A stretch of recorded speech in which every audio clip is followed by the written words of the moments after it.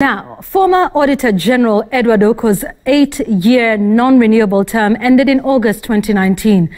8 months later, a replacement is yet to be found.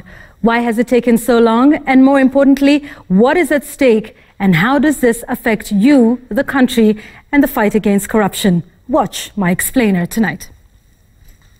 8 months. That's how long the position of Auditor General has been vacant. Why has it taken so long to fill this position? Well, it's been a long road of back and forth between the selection panel, the Office of the President, Parliament and the courts.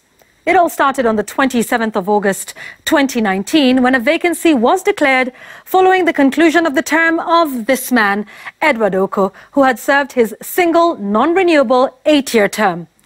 In the beginning, all went according to the plan, following the procedure that is laid out in the Public Audit Act of 2015. The President declared the position vacant. He put out a call for applications, and a 7-member selection panel led by former Deloitte East Africa CEO Sammy Onyango was sworn in on the 1st of October 2019. The panel had to go through 69 applications, whittle them down to just 3 nominees, present those names to Parliament and the President. The President would then pick one name, forward it to Parliament for vetting and approval, following which the President would then appoint the successful candidate as Auditor General. But this is where things got a little complicated. You see, out of the 69 applications, the selection panel shortlisted 17, 9 of whom were employees of the Office of the Auditor General. Now, if all had gone according to plan, they would have reviewed the 17 down to 3, and the names of the top 3 would have been sent to the President by November 21st. The President would then have had up to December the 3rd to send the name of his choice to Parliament, who would then have had 3 days to vet and approve this person to be appointed Auditor General. However, by November 21st, the selection panel in its final report said that they had been unable to find anyone who met the criteria that had been set by the panel. They said, though they had met the technical requirements, including academic qualifications as set out in Article 229 of the Constitution, they had scored poorly in independence, diplomacy, and tact. This is what Sammy Onyango had to say. Based on the set criteria, we were unable to make recommendations to the President because we could not find 3 out of the 17 candidates who were shortlisted. He says it was a hard decision to make, but it was better to make the right decision than the wrong one, and so they decided not to recommend anybody. Now, it's important to note at this point that the law does not say what happens next if, or in this case, when, the selection panel fails to find 3 nominees it feels are suitable for the job. So it was announced that the recruitment process would begin afresh. The new deadline for submission of applications was set for the 30th of December 2019.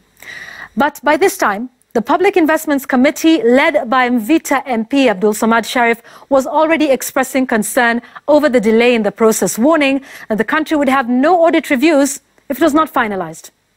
He said the next person in line, if they will not be from the Office of the Auditor General, will be merely appending signatures without going through all those audit reports. Now, they were not the only ones concerned.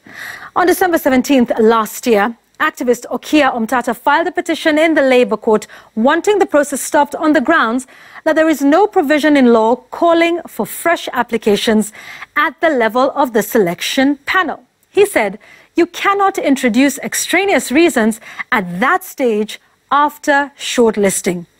Exactly a month later, January 17th this year, the judge issued an order temporarily suspending the recruitment exercise until Omtata's petition is heard and determined.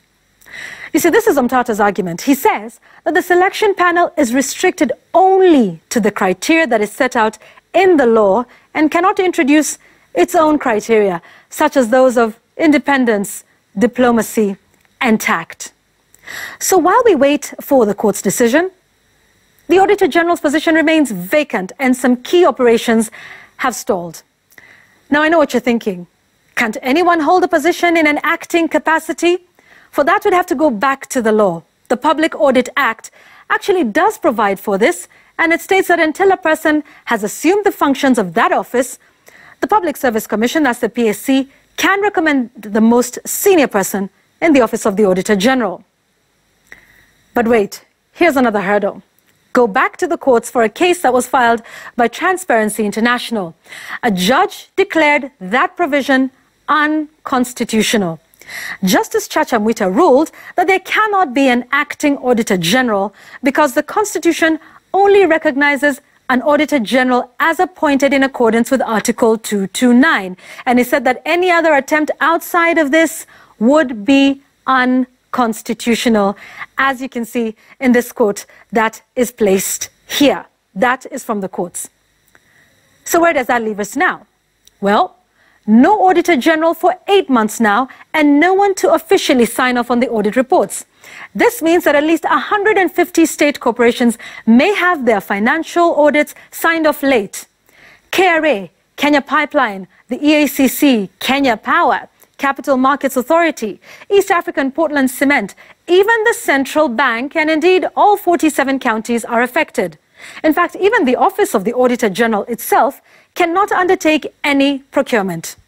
And if you are a shareholder in any of these state corporations and you've been wondering why your dividends have been delayed, well, this is why.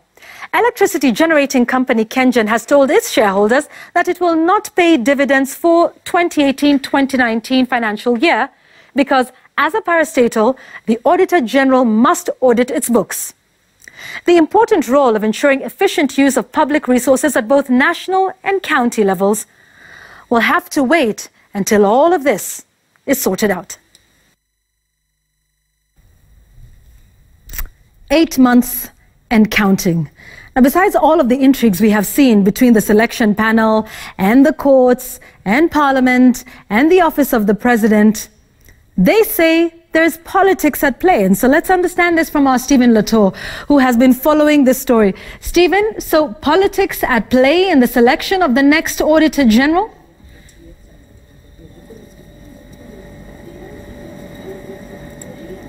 Clearly, Yvonne, that shows you from the explainer that it's basically a ping pong now between or from the executive, parliament and the judiciary, and where that leaves is piling and piling of financial reports that are supposed to be transmitted to the National Assembly and the Senate for further review.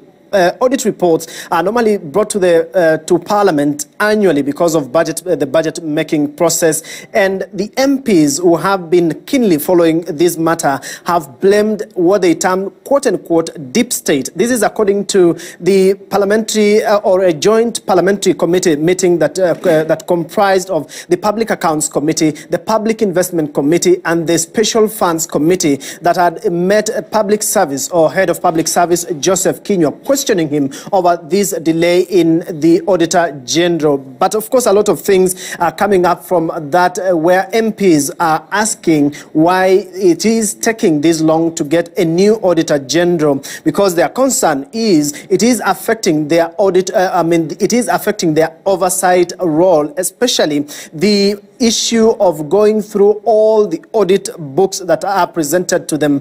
And as we speak right now, the Senate and the National Assembly have not received audited books from the audit office from the year 2018-2019 and counting. That means when this matter settles down, they will have a lot of audit reports to go through, and that will mean with the current political situation, there will be a lot of hurry in terms of clearing the backlog. And what that will leave the taxpayer is a porous or untidy audit reports that will be presented, because it is only a substantive office holder of the Auditor General office that is authorized by law to sign out the audit reports. And so those are the issues that continue to hold back the new office bearer. And of course, the National Assembly and the Senate want this matter expedited to ensure that the new Auditor General is in place. As we speak now, all the 47 county assemblies, all the 47 county executives have not had their audit reports brought to the Senate for review, and that leaves the country in a very awkward situation, financially speaking. Yvonne.